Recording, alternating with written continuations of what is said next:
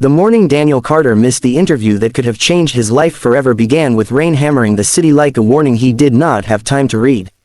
His phone buzzed with reminders, his tie lay folded on the table like a promise, and his 7-year-old son slept curled on the couch because the power had gone out again in their tiny apartment. Daniel stood at the door, resume in hand, heart racing, knowing that in exactly 40 minutes he was supposed to walk into the headquarters of one of the biggest companies in the city for the job he had dreamed about since his wife died and left him alone to raise a child and a future with exhausted hands. Before the story goes any further, if you believe in kindness, second chances, and the quiet power of doing the right thing even when it costs you, please take a moment to like this video, share it with someone who needs hope today, subscribe to the channel, and tell us in the comments where you are watching from. Your support keeps stories like this alive. Daniel had not planned on being late to his destiny. He had ironed his only suit the night before while helping his son Ethan with homework, whispering encouragements even as fear sat heavy in his chest. Life had not been gentle with Daniel. Since losing his wife in a sudden accident 3 years earlier, he had been mother, father, provider, and comfort all wrapped into one tired man. Every job rejection felt personal, every bill felt like a verdict, and every night he wondered if he was failing the one person who still believed he could be a hero.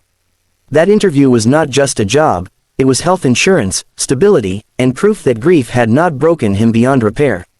Halfway down the crowded street, rain soaking his shoes and nerves stretched thin, Daniel noticed a small figure sitting on the steps of a closed cafe.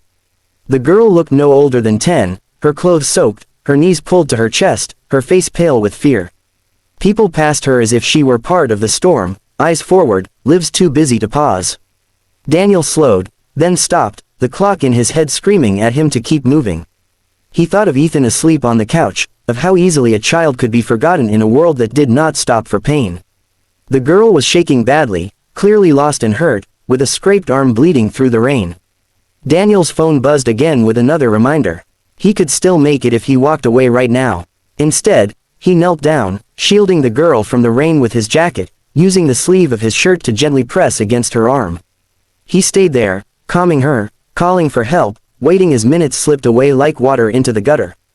By the time authorities arrived and confirmed that her parents were being located, Daniel's interview time had passed. His phone showed missed calls he knew would never come again.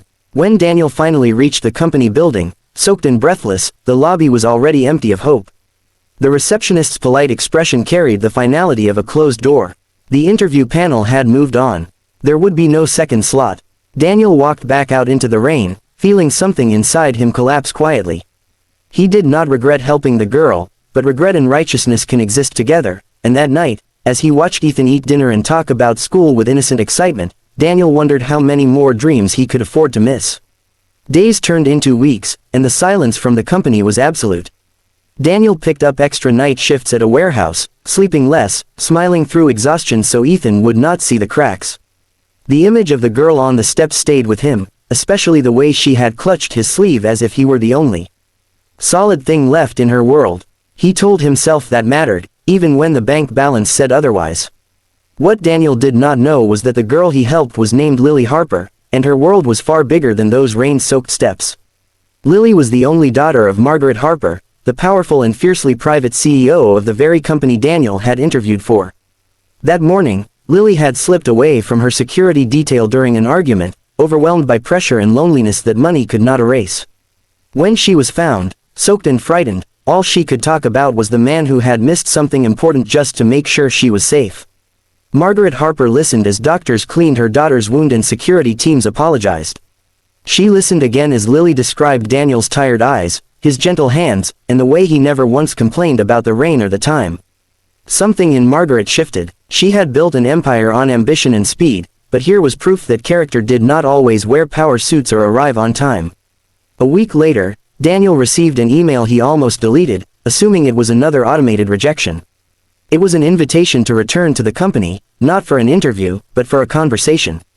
Sitting once again in the towering building, Daniel felt small, unprepared, and painfully aware of his worn shoes. He spoke honestly about his life, his son, and the choice he made that morning.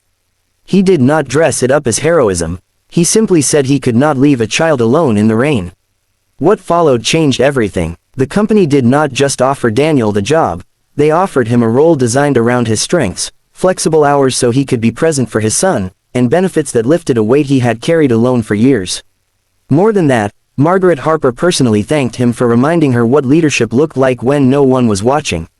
Daniel walked out of that building not just employed, but seen. Life did not suddenly become perfect, but it became lighter. Ethan moved from the couch back to his own bed. The power stayed on. Daniel began to breathe again.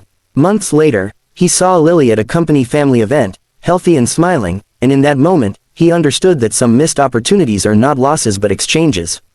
He had traded punctuality for humanity, and the return was far greater than he imagined. If this story stirred something in you, if it reminded you that doing the right thing still matters even when the cost feels too high, please take a second to engage with this video. Your likes, shares, and comments tell us these stories are worth telling. Comment if you believe kindness always comes back in unexpected ways. Daniel's story is not about luck or coincidence. It is about a tired father who chose compassion over convenience and discovered that the world, once in a while, notices. And maybe, just maybe, the dream you think you missed is only waiting for you to arrive as the person you were meant to be.